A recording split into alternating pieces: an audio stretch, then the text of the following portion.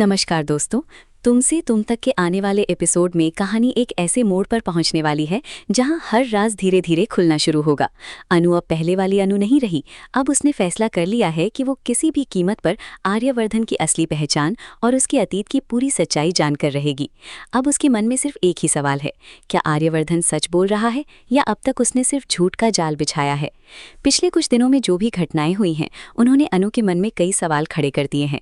हर नई बात के साथ उसे यही महसूस हो रहा है कि आर्यवर्धन उससे कुछ बहुत बड़ा छिपा रहा है।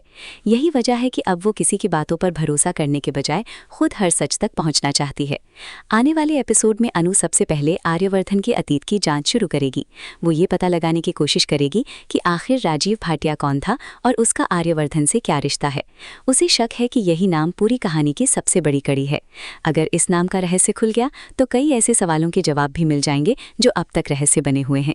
इसी तलाश के दौरान अनु पुरानी रिकॉर्ड्स, लोगों की यादों और उन जगहों तक पहुंचने की कोशिश करेगी जिनका जिक्र आर्यवर्धन ने कभी उससे किया था। लेकिन जैसे जैसे वो आगे बढ़ती जाएगी उसके सामने नई नई बातें आती जाएंगी जो उसे और भी ज्यादा हैरान कर देंगी। सबसे बड़ा झटका उसे तब लगेगा जब वो उस जगह की तलाश करेगी जहां आर्यवर्धन ने दावा किया था कि वो पहले रहा करता था। आर्यवर्धन ने कहा था कि उसका पुराना घर गणेश नगर में था, लेकिन जब अनु वहां पहुंचती है और लोगों से पूछताछ करती है तो उसे पता चलता है कि उस इलाके में ऐसा कोई मोहल्ला ही मौजूद नहीं है। ये सुनकर अनु पूरी तरह से हैरान रह जाती है।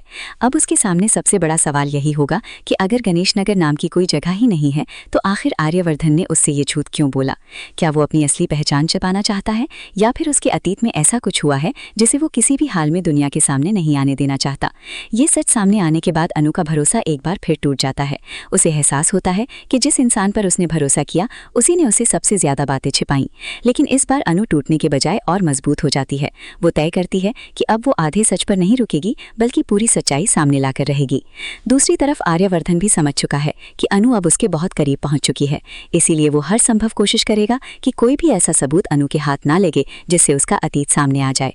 अब वो पहले से ज्यादा सावधान नजर आएगा और हर कदम सोच समझ कर उठाएगा। इसी बीच कहानी में एक और रहस्यमयी मोड़ आने वाला है। अनु को एक ऐसे सीक्रेट दरवाजे के बारे में पता चलेगा जो आर्यवर्धन के घर में मौजूद है। कहा जा रहा है कि इस दरवाजे के पीछे कई ऐसे राज छिपे हैं जो पूरी कहानी को बदल सकते हैं। अनु को अब यकीन हो चुका है कि अगर उसे इस रहस्य का सच जानना है तो उसे उस सीक्रेट कमरे तक पहुंचना ही होगा। लेकिन ये रास्ता बिल्कुल आसान नहीं होगा। जैसे ही अनु इस सच के करीब पहुंचेगी उसके सामने नई मुश्किलें खड़ी होने लगेंगी। कुछ लोग उसे रोकने की कोशिश करेंगे जबकि कुछ ऐसे चेहरे भी सामने आएंगे जिन पर उसने कभी शक तक नहीं किया था। अब सवाल ये है कि क्या अनु उस सीक्रेट दरवाजे तक पहुंच पाएगी? क्या वहां उसे राजीव भाटिया से जुड़ा कोई बड़ा सबूत मिलेगा? क्या आर्यवर्धन की असली पहचान दुनिया के सामने आ जाएगी या फिर आखिरी समय पर कोई ऐसा मोड़ आएगा जो पूरी कहानी को बदल देगा? दर्शकों के लिए आने वाला एपिसोड बेहद रोमांचक और सस्पेंस से भरपूर होने वाला है। हर सीन में नए सवाल खड़े होंगे और हर खुलासा कहानी को पहले से ज्यादा दिलचस्प बना देगा। यही वजह है कि फैंस इस एपिसोड का बेसब्री से इंतजार कर रहे हैं। अगर अनु को राजीव भाटिया के बारे में सच्चाई मिल जाती है तो ये सिर्फ उसकी जिंदगी ही नहीं बल्कि आर्यवर्धन की दुनिया भी पूरी तरह बदल सकती है।